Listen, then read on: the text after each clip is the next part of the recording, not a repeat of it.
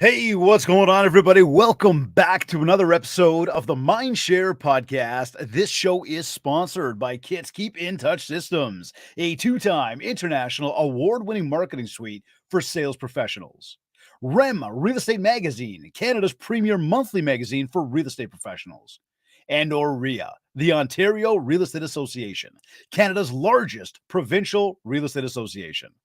You can learn more about all of our sponsors by visiting my site, mindshare101.com. And hey, while you're there, be sure to check out the details of our upcoming MindShare Mastermind taking place in Toronto, September 16th through the 18th, as well as download your free copy of the Ultimate Marketing Bundle so you can build more mindshare to get more market share.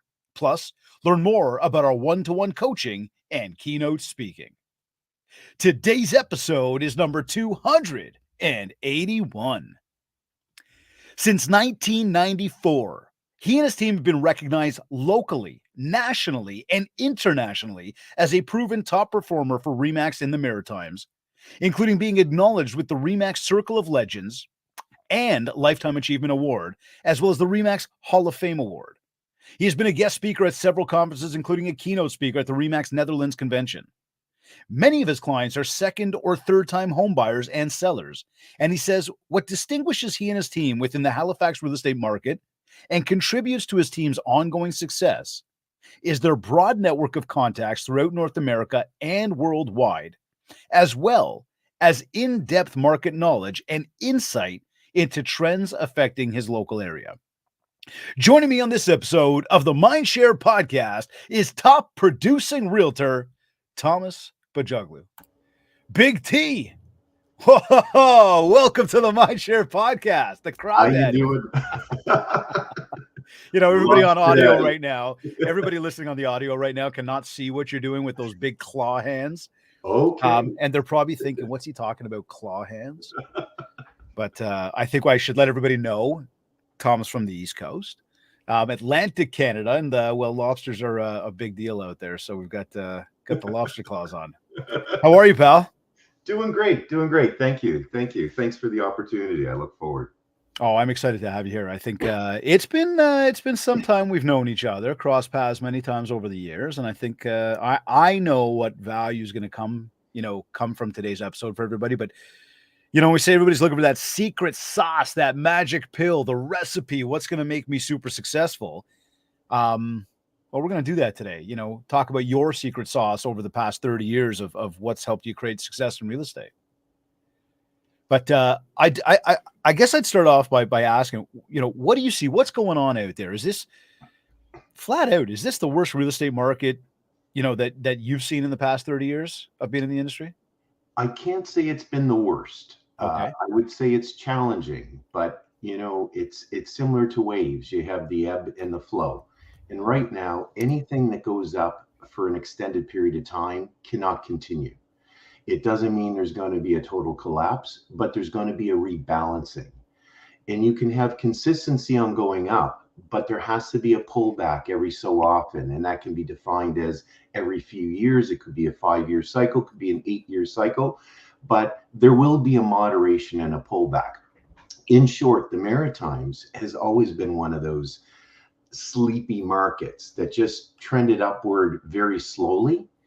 And what we found in the last 4 years since 2020 during the pandemic, for example, prices in most regions throughout Canada have gone up between, call it 50% to 100% on the top end in many cases. Wow. So we're no different than that. And the lower the price range, the higher the percentage most likely that it's gone up in value. What happened is the Maritimes were always a destination of affordability and a wonderful lifestyle that many people absolutely would love to experience, but maybe have never created that opportunity. And with the increases in prices, people from the more affluent cities, whether it's Vancouver or Calgary or Toronto, to name a few, they were moving to Nova Scotia, especially during the pandemic, where you could work at home and things of that nature. That gave our market a boost, a necessary boost, because we were feeding off of 1%, 2%, 3%, 5% was a lot in any one year. I'm going over a span of 30 years speaking about too. So when we got the boost of 40 to 50 to 60% in 3 or 4 year span, it was, I say it respectfully, needed.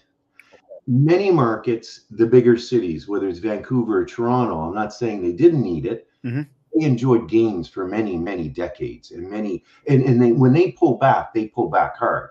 When we pull back, it's like a slap in the face. It's nothing. When they pull back, it's like being in a boxing match. They get knocked out. Yeah. What are we doing right now? Like the condo market in Toronto is at a standstill for the most Mhm. part. So we see a lot of positivity here because in Canada, relatively speaking, we're about a 500,000 population. Not a huge city, but not a small city anymore. And we are now a destination of affordability in certain rights. Yes, inflation has made everything expensive, but you can still come here and buy a home for 500 to 700,000. In some cases, starting at the 400 range. Can't say that about a lot of major cities in Canada. No, you can't at all. In fact, it's I was just having that conversation. I was leaving the gym this afternoon. I bumped into a client of ours, a colleague in the real estate industry, and what's going on out there. And we talked about the fact that he deals within the neighborhood where I live, and we talked about the values and whatnot. And he doesn't live far either. And I said, to buy my house right now would cost me double. Mm-hmm. But what I want to get double the house. Yes. Well, that means that the cost is much higher, and now it Yes. becomes unattainable for a lot of people. And Right. look, we know there was a lot of overspending that happened. Yes. A lot of people went out and did that over the past few years, and a lot of conversations I'm having coaching clients and a lot of folks out there are around. And you mentioned challenges a moment ago, Mhm. are around some of the challenges that are out there now around affordability, and we know that it is predicted with the interest rates up that we probably this year or next year see a lot of defaults starting to come up in mortgages because people just cannot afford to renew at the rates that they're at. And I guess, do you guys see it the same way? Are you guys going through the same thing? Where do you think we're trending over this next 6 to 18 months in the industry? So I take a bit of a optimistic yet realistic and pragmatic approach to looking forward. Yeah. So I don't believe in saying everything's going to be all right, instant success, just suck it up for a few months and everything will be fine. Here's the reality. We are in tough times, Right. but it's not the first time we've been in tough times. But the part that can be concerning, for example, here in Halifax, and this is indicative in the rest of Canada as well, prior to the pandemic, let's call it 2019, average salary here was 50 something thousand dollars, and average purchase price was tight to 300. That's a 6-time ratio. Wow. Yeah. 6 times. Right now, average price is about 550, and the average income is just shy of 60,000. So the average income barely has moved, but the multiple to buy a home, we're now at a tenfold, close to a tenfold. So from that point of view, that is absolutely not sustainable. If you look at, but even though it's not sustainable, there are a lot of people that have moved to Canada with money. And some of those people are not able to buy yet because of the restrictions in the permanent residency. However, many people have been in the queue, if I can say it respectfully, waiting for those opportunities to get their permits and their exemptions to be able to purchase. So there will be a rebalancing between people that can't buy and new money that has the money to buy. There are many expensive places in the world, and Halifax is not the most expensive. So we can still be deemed affordable in the scheme of things. So looking at it from a foreclosure point of view, I was reading some articles over the last number of months, and basically from September of last year, 2023, and we'll use the year as September to September, until this September coming up, there's approximately, depending on the major banks, some are a little more, some are a little less, but the average is somewhere around 10% of all mortgages in Canada are coming due. That's not a huge issue. That's a tester. The second year, going to 2025, it will be somewhere in the neighborhood collectively of these 2 years, 30%. Now, moving forward to the juiciest year yet to come, which will be 2026 September, by that time frame, and these are not my opinions, Mm-hmm. these are facts Mm-hmm. that are going to roll out in the neighborhood of 60% I of was all about of to say Canadian that. Yeah, mortgages. 60%. So the good news is, let's follow this, and I'll try to make it brief. Mm-hmm. The good news is, here's the not so good news. What we think is going to come in June, this is my opinion. What we think is going to come in June or September may not happen at all in terms of rate reductions here in Canada. And at best, we're going to be fortunate to see significant rate reductions, which I will define as at least 0.5% or more by the end of the year. The United States is saying basically now they're hanging on a shoestring of hope that they'll even reduce them by December. So how are we going to buck the trend? It's happened before in Canada. It didn't work out very well. We can't buck Big Brother when it comes to the big economy. Okay, we're a small player. We follow the trends of the international market. Canada is not autonomous. Yes, we have a great banking system, but we follow the economic flow. So where do I think things are going? I would say what I thought was going to be a reprise maybe in June or September is going to be a delay. And whenever there's a delay, there's anxiety. Mm-hmm. Whenever there's anxiety, there's opportunity. There will be people that will pick up where people will fall off. So when somebody needs or wishes to sell and says, I'm no longer waiting for 2 more years, I'm retiring and going elsewhere, traveling, I want my money, they're going to cash out now. Maybe they might not get as much as they will in a year from now or 2 years from now, potentially, or 3 years, but that's okay because a home is not an investment. It is a lifestyle. And if you happen to gain on a monetary level from your home, consider that an absolute bonus. But if you buy your home as an investment, it's not. An investment delivers dividends, delivers income. Right. Okay. It's not a true investment. You can use the general concept, I'm investing in my home. It costs me money. Well, guess what? To go on a vacation costs you money, but you never get your money back. But what a hell of an investment in memories with your family. So we have to look at it in perspective. This is a rebalancing. The only thing is it's going to take a little bit longer. And some of the economic data, both in the United States and Canada, is not exactly slowing down to the extent that they thought and to the degree Right. that they thought. I mean, you're watching marginal increases in inflation again, the Fed backpedaling, the central bank backpedaling. Back in December, the finance minister said basically to the banks, went on television, take it easy on the people. Take it easy. Which they're not doing because we're seeing tax increases across the board and Right. groceries are more expensive and everything else is going. Like, Precisely. if I was to say, from a an advice perspective, I guess what you're saying here is, one, your house is not necessarily that investment. Your house is a home. Look at Correct. it that way. Yes. But as you do have anybody, because we've got a lot of that right now, we've got a lot of, again, just literally as recently as an hour ago, a conversation with somebody who said, got the listings, but nothing's really moving. And my thing was, hey, money's more expensive to get right now. It's a lot tougher. You just talked about, income versus cost. We've seen it go up across the board. But again, arguably in some of the more major, larger centers, that variance is much greater. So we've got a lot of people on the fence. What would you say to people right now, either to people who are home buyers or potential home buyers that are on the fence, or even to colleagues of ours in the industry who've got buyers on the fence, people are on the fence about making a move? What would your advice be? Okay. So I always believe in putting the client first. Okay. That should be the premise of all advice. Love that. Absolutely. Having said that, sometimes advice seems contrary to that. But if you look deeper at the meaning and the source of the advice and the intention, it may not appear as it is. So, what I mean by that, buy now. Now, that might sound like you're just trying to sell someone into something. And I'll share with you why. Home prices will steadily increase, I believe, over the next 5 to 10 years. And if you believe your home is your lifestyle, then why are you trying to time your lifestyle? Do you want to be in an apartment for 2 more years? Factor that rent in until the interest rates come down. Factor that rent in until the interest rates come down.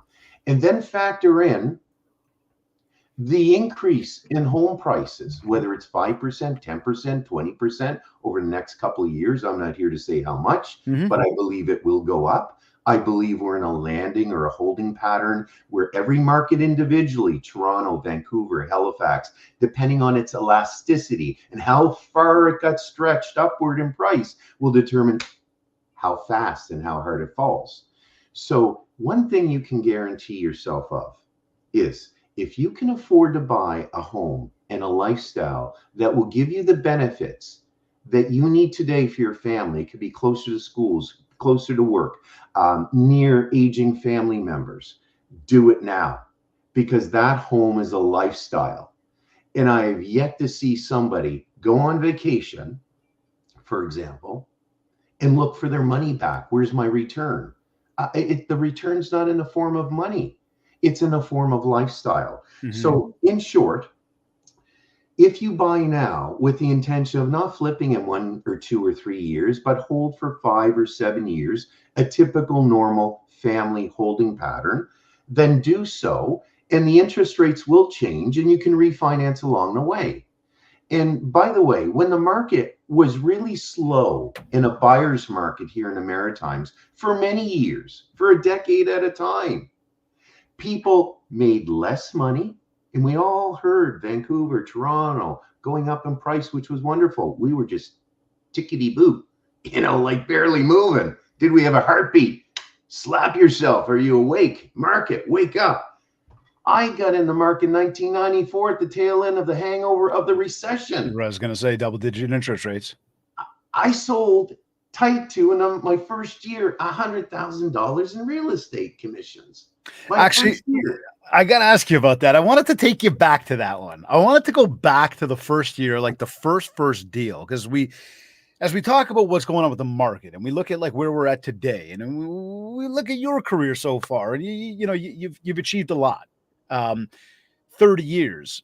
Do you remember where the first deal came from and what you did to earn that deal specifically?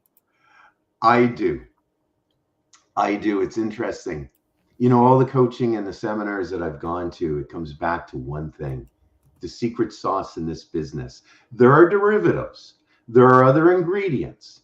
There is only one secret sauce in this business, and I'm going to give it to you. Go for it. Whatever you do, you have to master it. It's called build sustainable, sincere relationships. And that's it in a nutshell. And the only way you can do that, the only way, it comes from within.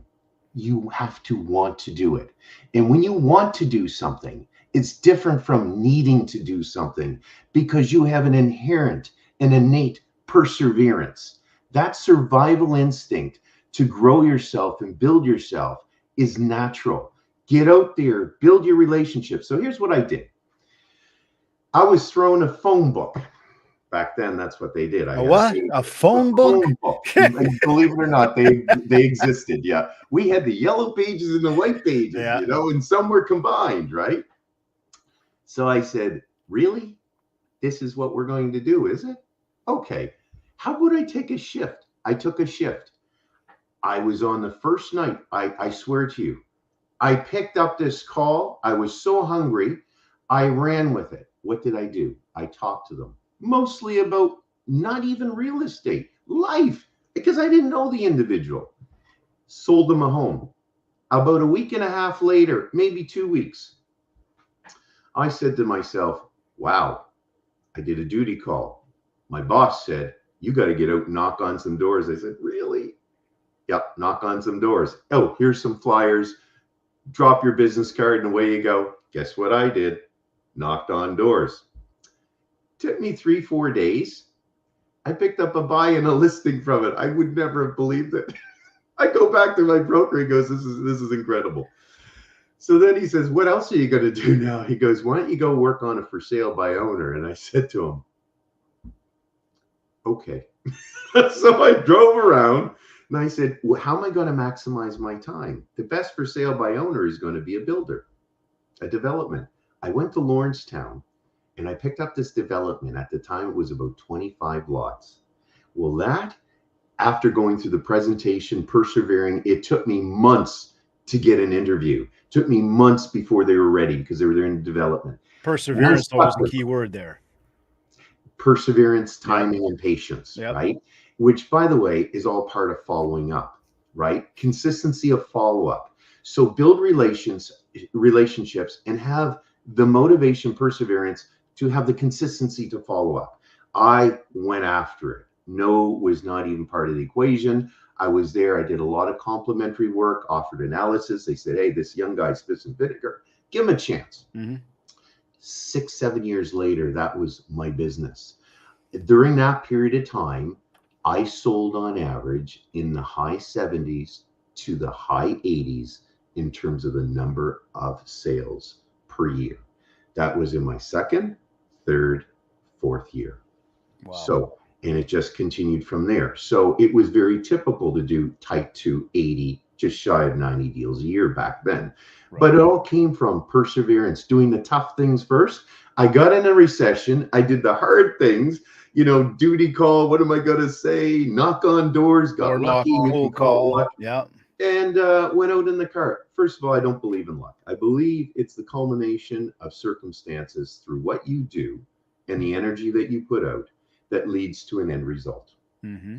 So I got to ask, because, here we are 30 years later, and we've seen a lot of different changes go on. But when we ask the question of, has the game of real estate changed all that much since that time? And again, referring more specifically in this particular one to the art of generating new opportunities. Obviously, you've got a team, and we'll talk to that shortly. But for yourself, for your team, is it the same thing? We've got all this technology. Do we not need to do those things anymore? People are people. People have not changed. The environment around them have changed. We are still made up of the same elements that make us tick, the same things that make us love, make us feel, make us hate, make us fear. We are still responsive from a physical point of view to elements in life, hot and cold, for example. To think that real estate has changed is a mistake. The rules might have changed and the tools might have changed, but the heartbeat, what makes this business evolve, the heart of real estate, which is relationships and building relationships and persevering and wanting to help people, that hasn't changed. The difference is, in the past, you get a sign call. Now you get an internet lead. Somebody emails you. In the past, somebody picked up the phone. Now they text you. See, it's different tools, different approaches, different mediums. But if you change with time, because you see change in life, on all aspects of life, is a core to your success. Those who change and embrace change on all levels, mind, body, and soul, which is inclusive of business, because it's your mind, body, and soul that will determine your success in business. As any elements change, you need to embrace that. So is real estate technically the same as 30 years ago? If you look at it overall, you could say no. But is the essence, the heartbeat of real estate the same? Absolutely. So you cannot do real estate with the same tools as before, because if you don't have emails, if you just said, I'm not using the internet, we didn't have the internet when I got into business. It was 10 years or something into it before internet even started to, blossom. And not only is it the internet, I mean, people hardly call you anymore. So you got to figure out, you've got to meet people in the space that they go to. So if their space is the internet, if their space is watching videos, if their space is going to be social media, more Instagram, less Facebook, or vice versa, or LinkedIn, you need to know the tools that will make your business, the game of real estate, the passion of real estate, evolve in a successful way. Okay. And so here's the big question that comes out of that then is, how do you know what tool is right for what person? Like, let me before we answer that, I would say, where's the majority of your business come from? People you know or people you don't know? Currently or past? Ooh, That's a loaded question. that is a loaded question. I I can guess, I answer it. guess, I guess I could I like generalize your business and say that? Okay, certainly. So if I Certainly. generalize 30 years of real estate, 30 years of success in this game, and I say to you, is it group one people I know or group two people you don't know? Mhm. Which one is driving more opportunity? I'm going to answer it a little bit different, if I may, Go for it, because I please. believe an I like average that. doesn't tell you the essence. So I could Okay. say on average, Yep. but let's start here and end up there. So here's that here to here, the average is in the middle. Okay. Okay. So here's what happened. I got into real estate. I came back to town after being educated abroad and decided, let's do real estate. I had my reasons. So I get into real estate. The only thing is, I didn't know anybody here anymore. All my Right. university went abroad. I didn't really connect with them anymore. I didn't really hardly know anyone here. Like I was in my early 20s trying to figure out. I got into real estate 25-ish, somewhere around there. So what did I do? I had to do the door knocking, like I said. Basically go and find the for sale by owners, the duty calls. So my business started exclusively from people I did not know. Okay. Fair. But Yep. those people entered into my circle that I embraced, and they became my circle of influence. And they were the people that I would go to, and I would go to the birthday parties and different events and invite them out. And I did a lot of one-on-ones, get together with someone for lunch, coffee, have a beer, etc. That was my way of doing things. And if I had an opportunity to get more than one client together because they're like-minded, or I sold to 3 or 4 of their affiliated friends, we're doing a little get-together, whatever that might look like. But then as time evolved and as we nursed this incredible base of business and loyal clientele, we grew from there. Now, the majority of our business is from people that we do know, but we paid the price and the dues on perseverance. We focused, we executed, and we followed up with people. We had it in place. We built those people into a CRM. I learned that early in the game. First year in the business, I had a CRM. There are people 10 years in the business without a CRM, and I organized it. I had their birthdays, I had their anniversaries, you name it, and I had an administrator to help me with that. Look, I understand the answer and I understand the way you approach that answer. And in fact, when I visually look at it, I say, through the time that we've spent in the industry, okay, and for me, it's been 20 years professionally. As you're aware from my background, it's been probably my whole life based on just my family, my father owning a brokerage at one point. I have seen that it's that circle of influence that drives the business. Mm-hmm. The way you preface that was important, and I think valid to answer it properly for everybody, because we do get a lot of people that push back and say, well, I'm brand new to the country, I'm brand new to the area, I'm brand new, I don't know anybody. And again, great. So go out and meet people. Now, the one thing that I teach when we're talking about our coaching and we're looking at where is success coming from, which we know, again, the CRM is really where that nurture, that persistence, that follow-up will take place, because that's what's going to help us manage it all, nurture it all. It's what are we doing to feed that?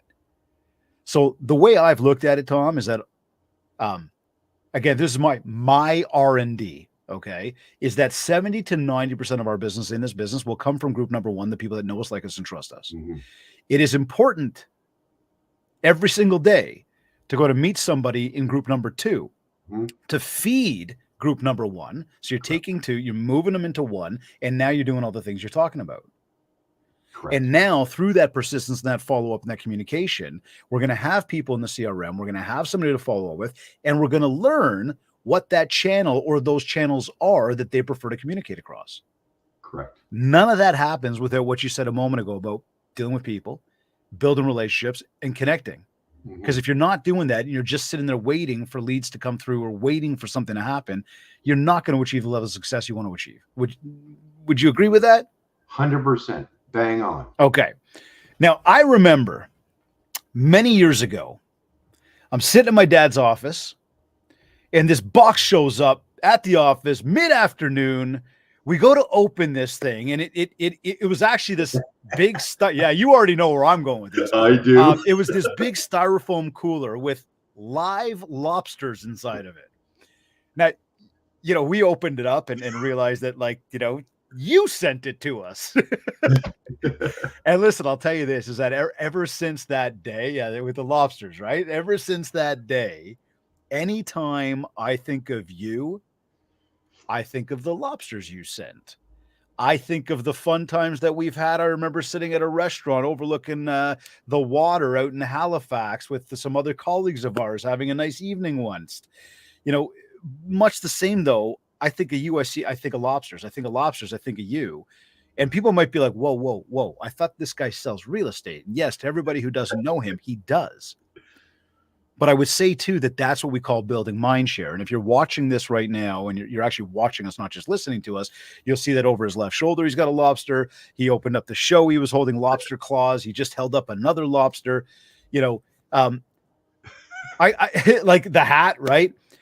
Let me ask you this. And people might be going, what are you guys going on about? What am I missing over here? But I again talk about building MindShare. We talk about the branding. Right? Like, how much do you have over there? We're not finished yet. This is my barbecue. Oh my God, man. But Go. let me ask you this though. When did you realize that being the crawdaddy was actually making an impact on your colleagues, helping you build your network? And how would you advise our listeners to figure out what their thing could be? Like, no joke, people that don't know you, Yes. people that might be introduced to you right now for the first time might be like, are you really, like, the lobster hat, the lobster claws, what's with this guy? But then anybody that does know you, and there's a lot of people that know you, would come back and be like, yeah, that's Tom. That's the big T. He's the best. He's the man. Like, and no joke, anytime I've seen you in a group of people love you. You're always having fun, professionally. I guess, when did you realize the crawdaddy was your thing? And then again, moreover, people listening right now, trying to again build the brand awareness, get themselves out there. Mm-hmm. How could they identify what their thing is? So it was kind of, I stumbled upon it. It was a eureka. In the Greek language, they say a discovery, for example. Here's what happened. I was a couple years into business and my broker said, look, this is Halifax. Times are tough, coming out of a recession was, 1994, 1995, 1996. And I said, with my business background, I said, well, if the market's not here to grab, then let me grab the market before it comes here. And one thing REMAX has given me the privilege of is really getting involved in conventions. I'm a convention guy. I love the conventions. I love meeting people.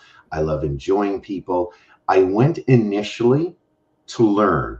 I want to learn that which maybe wasn't as prevalent here. I want to learn the innovations. I want to learn from the very progressive teams and agents that existed at the time.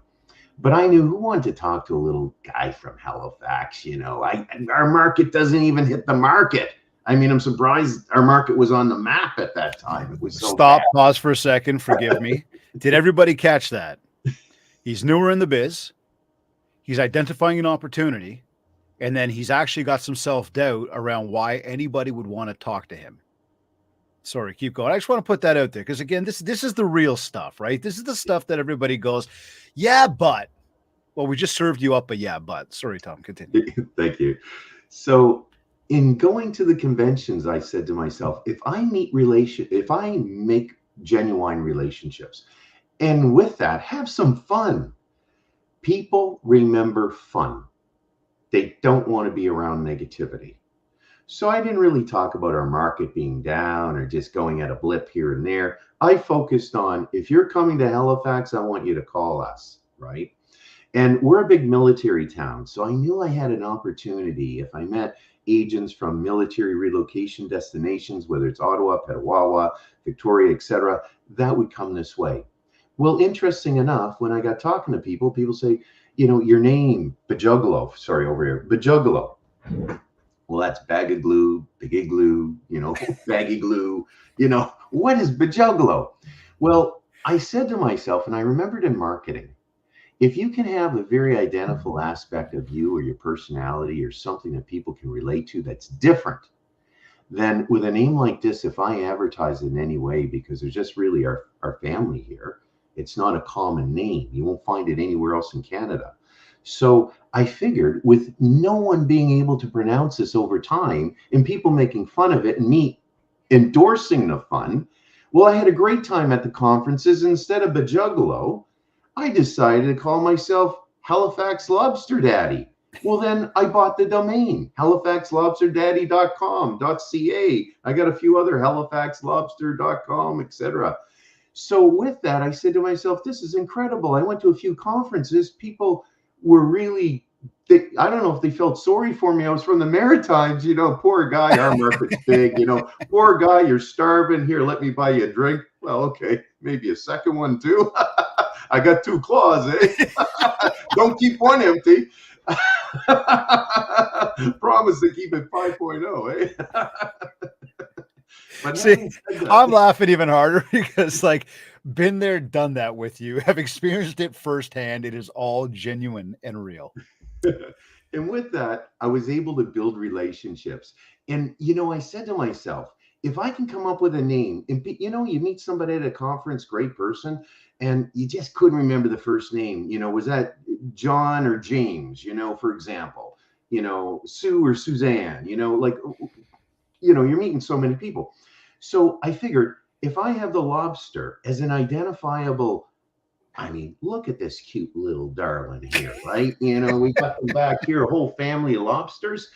Then at the very least, we know we're not talking about Calgary, okay? We know we're not talking about Manitoba. We can debate where in the Maritimes if we're talking Canada. But man, I got you focused on the real East Coast. By the way, Toronto's not the East Coast. No. East. We are the real East, okay? Atlantic Canada. So anyway, to shorten this up, I identified with the lobster. I'm allowed to say that. I identified with the lobster. You didn't say identified as the lobster, but I guess that wouldn't be far off these days anyways. Why do you identify with the lobster? Well, listen, I'll tell you.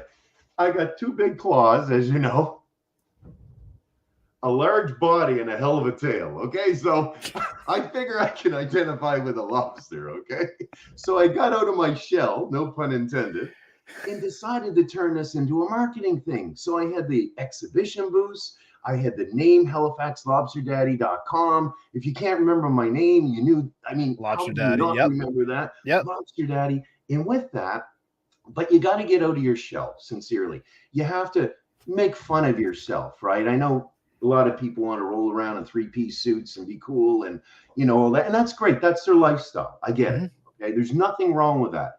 My lifestyle is different. It's not better. It's just very different. Yep. So people saw a different East Coast lifestyle and a different way to market yourself and not being shy about it and giving out postcards and T-shirts and all that stuff.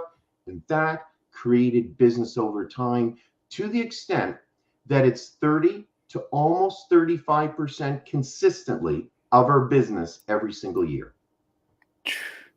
That's just from getting out there, networking, building up a recognizable brand, having fun with people, being genuinely who you are.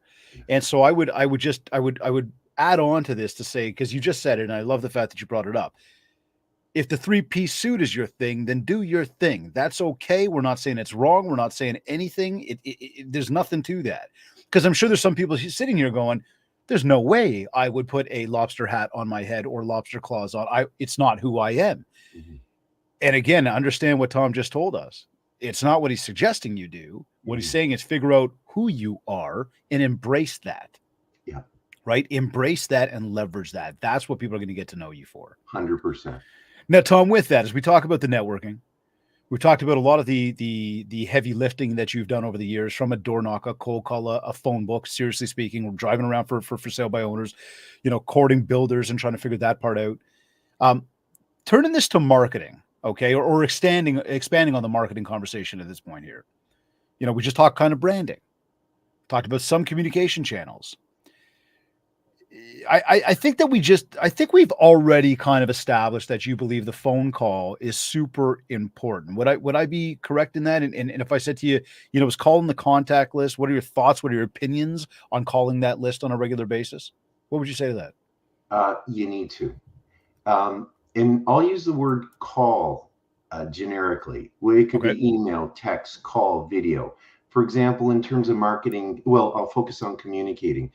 We use all of those aspects and we use it really wholeheartedly. We use bomb like almost daily. Our agents use it to, if there's a birthday wish, like we'll send a customized birthday hello. Maybe we have our top 50 per agent that we're really nursing because they're more responsive and they've really done well for us. You try to spread the love, the communication as much as possible. And that's where, thankfully, and I have to say, I've been a loyal, supporter of Kits, the monthly newsletter, which you have. And I think that in particular nowadays is very, very relevant because everybody's getting all this digital snail mail. When you get a piece in the mail, what the heck? And it's very irregular in size. It's distinct. You got a little see-through plastic thing there to kind of peek in and go, whoa, and then you open it up and there's some great advertising. You can promote some properties. That's important. And that goes to our past client base on a regular basis every single month. To complement that in communicating, we will follow up for anniversaries, birthdays. We'll send out handwritten letters. Remember, I was gonna say to that, handwritten, right? Yeah. Absolutely. Yep. We're doing that now with our sphere of influence and including a special business card, etc. Letting them know we're thinking of them. We sign it. It's handwritten, and it's a Buffini concept. It's not original. Buffini got it somewhere else, but it's not important where it originated. What's important is that you utilize it, and that is really key. So videos, text messages, all of that's important to touch base. To answer your question directly, your database is your gold mine, and your gold mine needs to be protected. And the only way to protect it is through lots of love. It's an expression. You need to call, you need to touch base, you need to invite people, whether it's client events or one-on-ones or whatever it is, or be there to help them. If they need a carpenter or they need an electrician, let them know you're their go-to. Every time you call, it's not, do you want to buy or sell? Right. Every time you call, it should be, how are you doing? What can I do for you? Love that. Great advice on that. Now, okay, let's flip that script there. And thank you for mentioning Kits. Obviously, not prompted there, but it moreover, what I'll take away from that, just that nobody here feels that that's a jaded response by myself or you, is to say the importance of sending a newsletter, the importance of nurturing the database, which you really emphasize there. Yes. And I think that that's something that has become a lost art for some reason. And I think it's because of the influx of technology where we feel we don't need to do as much of that stuff.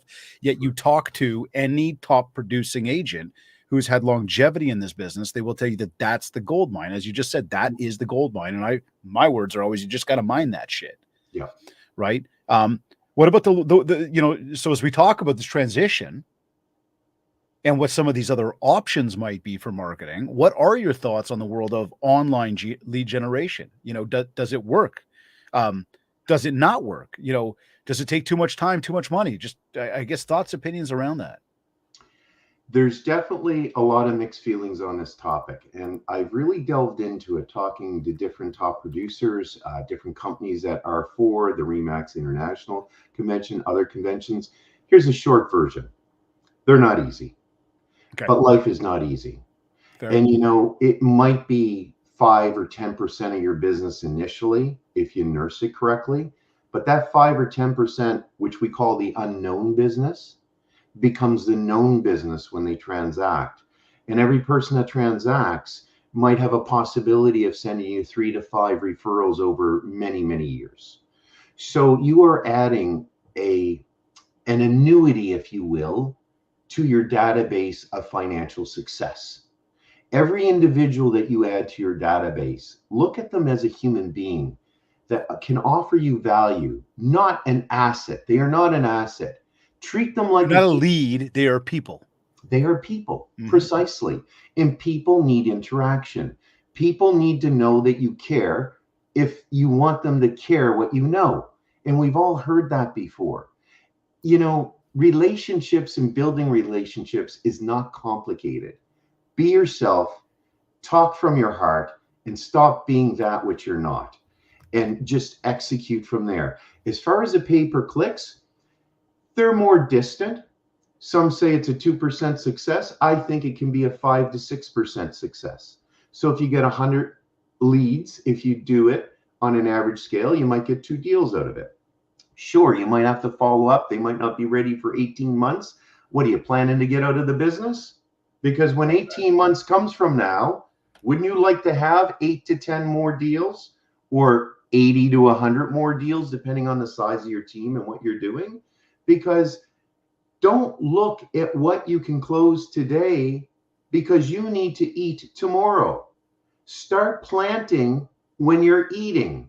You know, at the end of the day, it's very similar to farming. There's a time to plant the seeds. There's a time to nourish. That's nourishment of your database. And then there's a time to reap the harvest, when they're ready to buy and sell. And I truly believe this. A lot of us, including myself, have made a lot of mistakes in perceiving internet leads and dealing with them.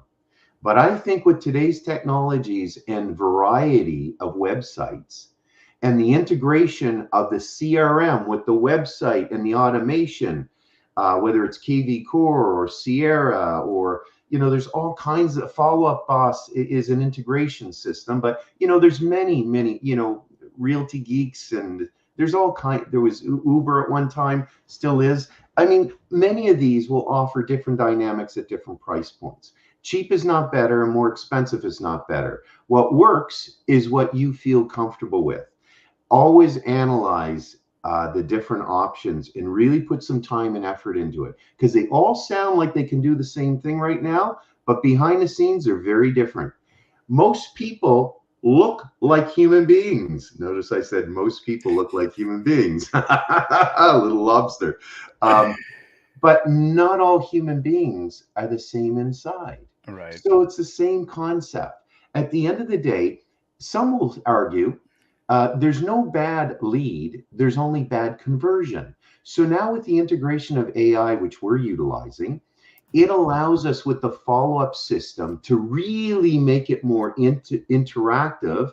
And then we complement and incorporate when we have time, and as we see the urgency of the requests being elevated. What it does, AI will buy you time, nurture to a certain extent when you're busy with that immediate client and can't get back right away, so that when you circle back in 1 or 2 or 3 hours or that evening, a message already went out and there would have been some degree of interaction. Well, I would say if that's too challenging, then you wouldn't want to go back to 1994 or any variation of that, because your alternative is to sit and do duty calls, which are still great, by the way. Okay. And it would be door knocking, which still works.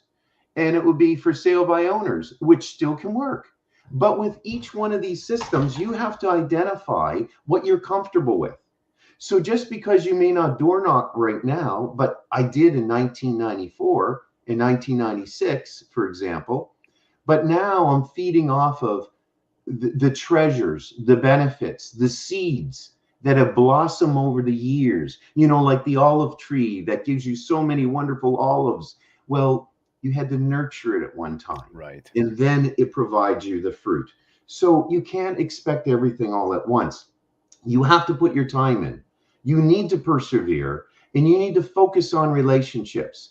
And if you think the internet is tough to close a deal, you try doing those other 3 items. I'm not saying they're more difficult. Some will argue they're easier. That's fine. But internet leads, look, you're behind a screen. You analyze what they wish to do. You try to focus on paring them down. What you need to do is figure out what motivates people. And then you can figure out if those people are motivated. And then you can figure out how much time you're going to invest. Did you ever think that maybe some of the people, I'm not preaching, some of the people that are following up with internet leads really just don't know how to do it? Or they're just there's going to be a massive portion of people that don't do it well. They don't persevere. They Yeah. don't move them into a system. They expect that it's going to be an immediate return because somebody came through. Like, let me ask you this. For anybody here, we talk about secret sauce, right? if they're looking going, I am either newer in the business or I've been in the biz 5 to 10 years. I'm not making as much money as I'd like to. So I'm really paying attention to my dollars. And I don't want to take away from the fact that we all pay attention to our dollars to some Yeah. degree. If you had to pay attention to marketing dollars and you didn't have all the money in the world to just spend on anything you wanted to spend on, where would you suggest that the focus needs to be on a regular in order to grow the business and again, become this consistent top producer? Great question. That answer might change depending if you're just starting off or a few years in the business. But let me start with a few years in the business because we touched on how to start, right? Right. I look at it like physical fitness. You can relate to that. And look, I got a few pounds to lose, so I am no guru. We all on do. that. We all do. We all do. But I learned this a long time ago. Hypocrisy is the homage that vice pays the virtue. So just because I may not do it all the time doesn't mean I don't know what I should do. Mm-hmm. So what I do know is the core of fitness, one of the most vital parts of the body you can actually exercise is your core, literally your core, the center. It creates a strong back, foundation, legs, everything. So if you want to be successful in training and really minimize pain and issues, it's developing the core. What is the core of our business? Our clients, our past clients. Database. And what we forget is we get so tied up in all this pay-per-click, which is essential at different stages of your business and affordability, but we forget the core. You sell to 20 clients this year, for example, or over 2 years or 6 months. And all of a sudden you're on to the next shiny new thing. You forgot about them. Now, that doesn't mean you call them every week and drive them nuts, but do you call them every year?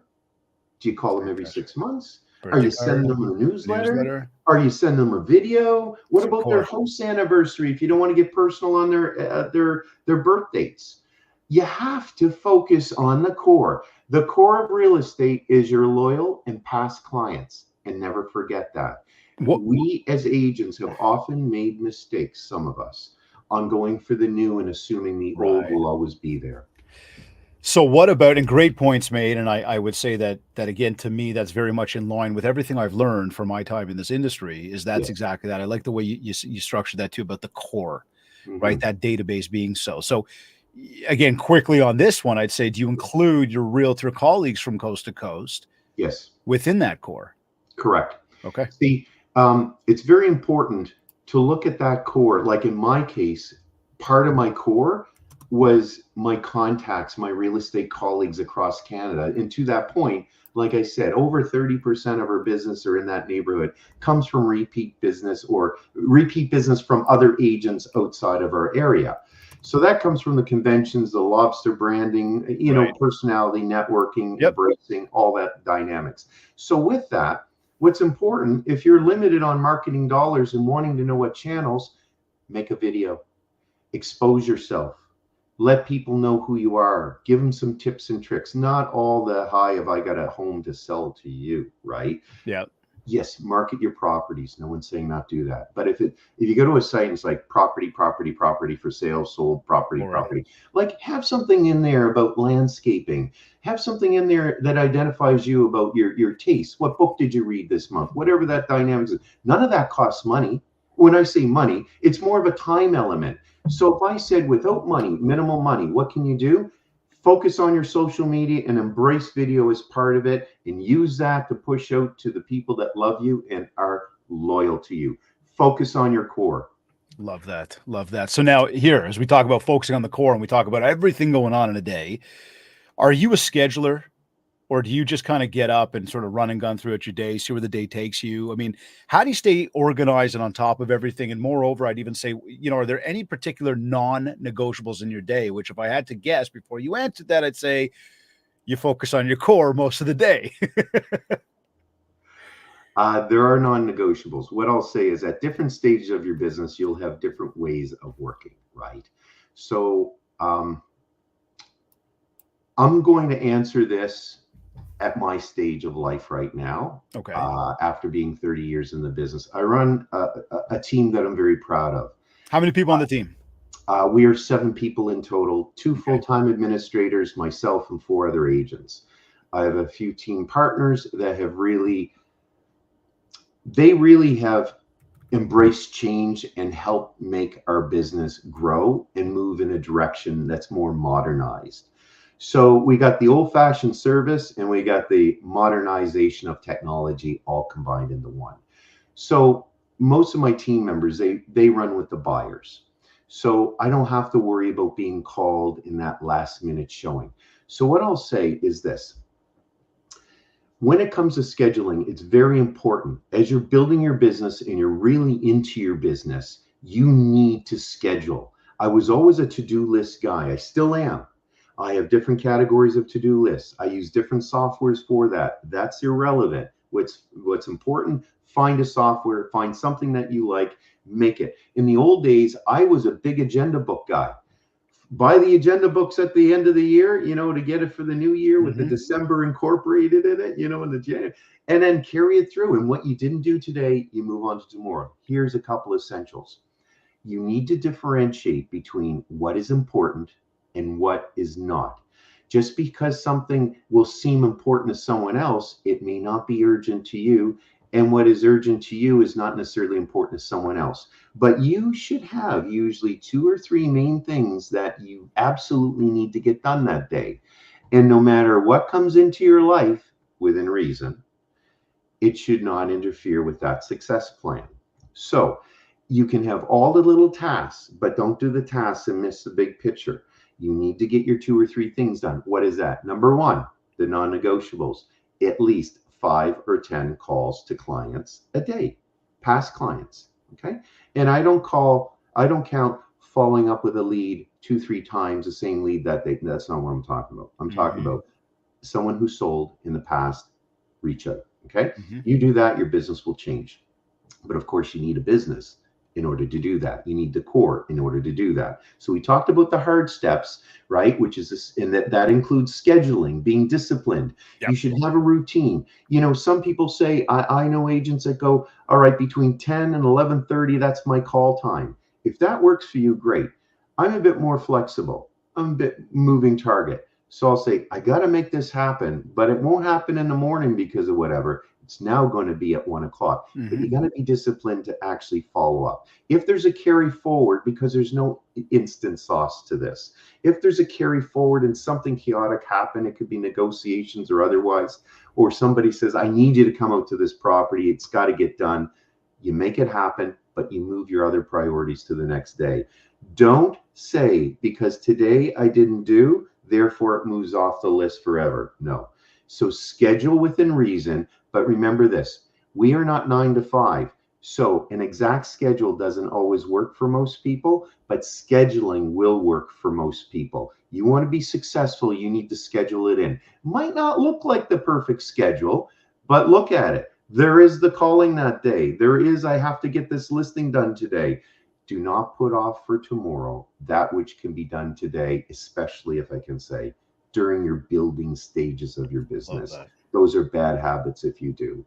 As you're a little more senior in the business, you can allow yourself a few more accommodations. You can maybe get up a little bit later, maybe shut down a little earlier, maybe move your schedule around a little bit more. Why? Because in life, the most valuable currency that you have is not money, it's your time. And you need to decide, it's like this, the scale of life. Time, money. When you're starting off, you trade your time for money. You have to pay your bills. But as you build, your time is yours. As you build your business and your money and putting that aside, you don't have to work the way you did. That's your privilege. Give back. Give back to your team. Give back to your community. Most importantly, give back to yourself, mind, body, and soul. Without that, you have no business. You have no health. You have no relationships. Whew, deep. I love this. Because I was just going to ask you, I know you're a guy who likes to have fun. And I love fun. no, and listen, but nothing to shy away from there. right? It's important. And I love the spin you just put on that, because when I was going to say, refer to you as the big T, we know that that's when we're out there having a good time. And I know, again, from a focus of fun versus a focus on spending time working. And it really, Tom, I think you really did a wonderful job explaining that. So I was going to say to you, what would you say to anybody who just completely wrapped up in work all day because all they want to do is be an even bigger producer? If I come back to what you just shared, I would say, well, it depends on what stage of your career you're at. It Right. depends on that, much the same. There's still got to be that leverage of time so that you're not losing sight of who you are as a person, just being Correct. so stuck in trying to make money. Correct. I think you can't let the money control you. And I realize some people have hardships, and we all have gone. Many of us have gone through hardships. Life wasn't easy, okay, Right. and life is still not necessarily easy. It's about embracing challenges. I've yet to see a road to success without a few potholes behind that road. Okay, so it's what you do to get in front of it to create a smoother path. My destiny has never been to work like a dog all my life, but I am a very disciplined hard worker. When I was building the business, especially, and for my first 25 years, I was on point. Okay, working really long hours, networking with a lot of people, traveling for business on a regular basis, and I still built a team. I still managed the team, and I still led the team. I realized over time there has to be evolution. I've embraced a couple of my partners, which I give a lot of credit to, in Mm-hmm. particular Adam Cooper and Matt Welsh. Matt's my senior partner, and as well as Adam, and and I embrace all that my team helps me with, including Steve and Kane, So important. Michelle and Sandra. And I have to give credit to that, or I couldn't even be on the podcast potentially right now, be out flying around, showing a few properties and what have you. But Right. I love creating opportunities, and I love creating synergies that I can pay forward. I will say this, in the business, and when it comes to time, focus on communication, focus on caring, and focus on consistency. And if you do that, you will find the balance between time and money start to become more in line with your vision.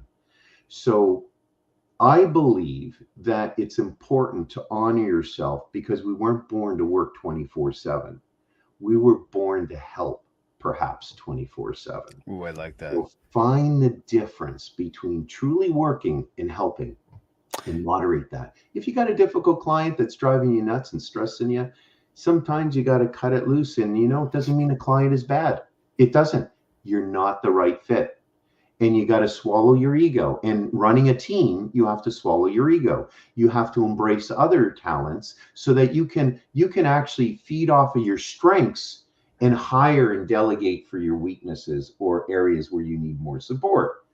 And that is really critical.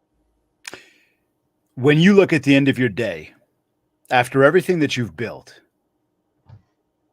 how do you know it's been a successful day for you? It's funny you mention that.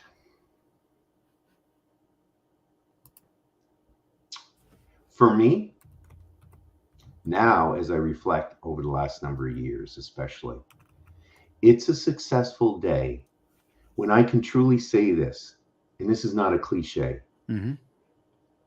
when I can look myself in the mirror and say, I truly helped somebody or gave back to somebody, and I also have learned something valuable that day. That's a day of success, and none of it has to do with money. Growth has nothing to do with money. Money is dependent on your growth. Tom, I've asked that question 281 times on this show. There's not been a person who has used the word money when it comes to success at the end of a day. Moreover, the learning that we've had, is actually that most people, when they've got the right intentions, success is defined by what you just said of help, Yeah, help. helping other people.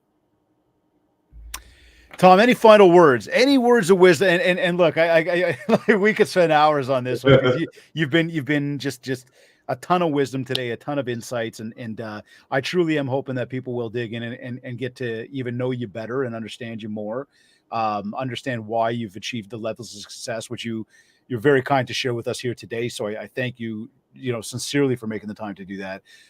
Just before we sign off, any parting words? Where can people find you?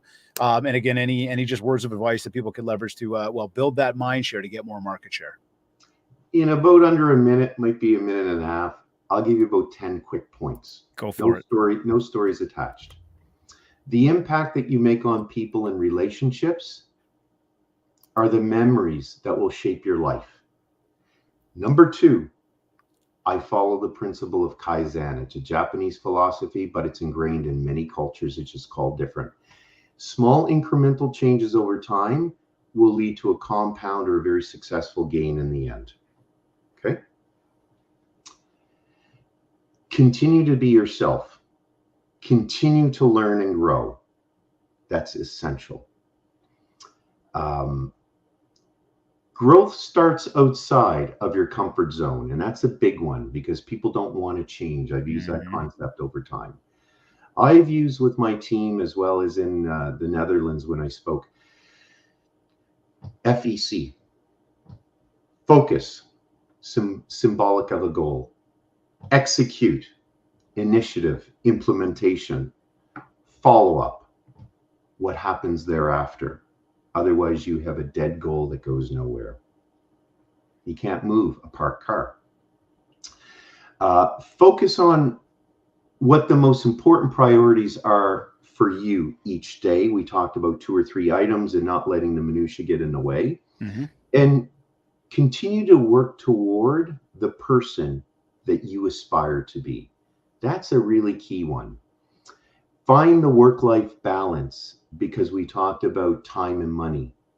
And the greatest currency you have is your time. So if I can leave you with something, never think everything else is more important.